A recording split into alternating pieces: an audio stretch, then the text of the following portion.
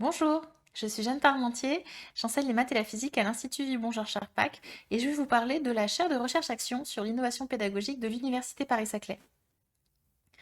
Donc c'est une chaire qui a un an et je vais vous faire un petit tour d'horizon de ce qui s'est passé en un an depuis les dernières JIP où je l'avais présenté brièvement.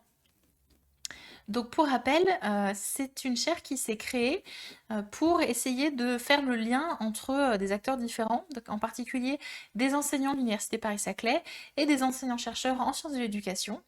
L'idée étant de pouvoir documenter et soutenir les pratiques existantes, se former et puis éventuellement voir de nouvelles pratiques émerger avec ces collaborations-là. Donc c'est une action qui s'est mise en œuvre avec des personnes d'horizons variés.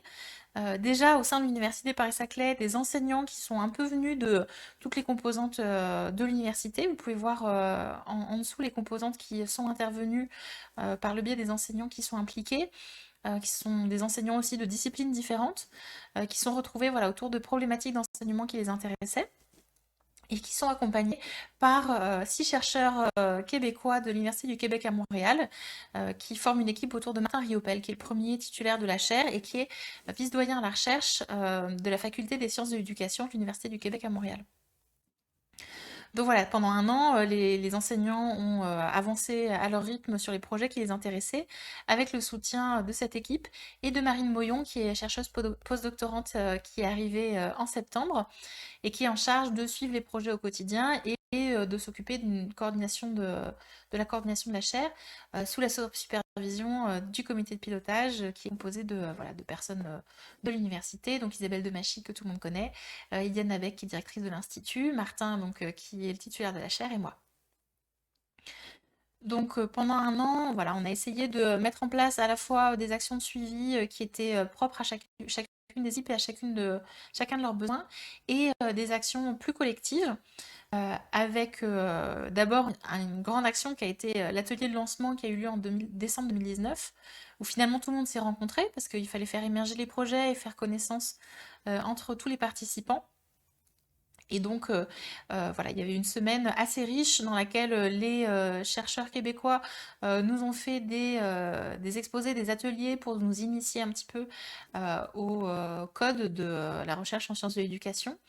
Et les enseignants, on est venus avec nos projets et nos questions. Et l'idée, c'était de travailler pendant une semaine pour faire aboutir les questions de recherche qui ensuite ont été travaillées pendant l'année. Donc voilà, au quotidien, c'était des échanges en présence et à distance, malgré le Covid. Voilà, des temps de réflexion qui pouvaient être au sein des projets ou alors qui étaient transverses, avec voilà, un suivi un peu individualisé, et puis des formations qui ont été faites à la demande, en fait, quand on voyait qu'il y avait un besoin, et ben voilà, il y a des formations qui ont été faites, des ateliers d'aide à la rédaction, et puis un journal club pour partager un petit peu ce qu'on apprenait, les ressources bibliographiques qu'on pouvait trouver sur les sujets qui étaient dans nos centres d'intérêt. Donc c'est des actions que vous pouvez retrouver pour savoir un petit peu ce qui s'est passé. On a documenté le processus et donc vous pouvez le trouver dans les actualités du site de l'Institut Bonjour Charpak ou sur les réseaux sociaux qui sont ici listés.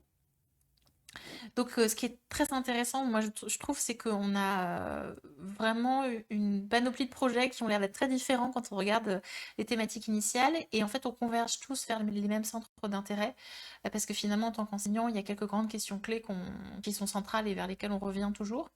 Et donc je trouve que c'est intéressant d'être à la fois chacun sur vraiment notre terrain et les questions dans notre contexte, et en même temps d'avoir voilà, ces questions transverses qui nous amènent à échanger sur la biblio, à échanger sur nos pratiques, à échanger sur nos outils. Donc voilà, chaque projet a vraiment sa dynamique qui lui est propre, et voilà, tous les projets sont à des stades variés d'avancement. Mais la plupart d'entre eux ont quand même déjà entamé des processus de rédaction pour soumettre des communications auprès de colloques et de congrès en sciences de l'éducation. Donc voilà, vous pouvez retrouver une bonne partie des projets sur les villages de la JIP.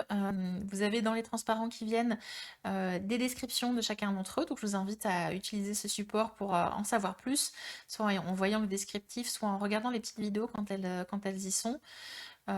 Voilà, j'espère que voilà, comme ça, vous aurez une petite idée de ce qui s'est fait. Peut-être que voilà, si la chaire ouvre un appel pour accompagner d'autres projets, certains d'entre vous seront intéressés par le fait de les suivre. Et certaines des actions qu'on va mettre en place vont être ouvertes à tous les enseignants. Des actions de formation, par exemple, Diane Leduc aux pédagogies actives. On réfléchit aussi à faire des supports sur les thèmes qui nous intéressent le plus et à les partager.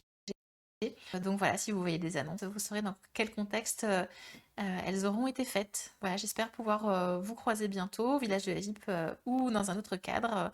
Et donc je vous dis à bientôt.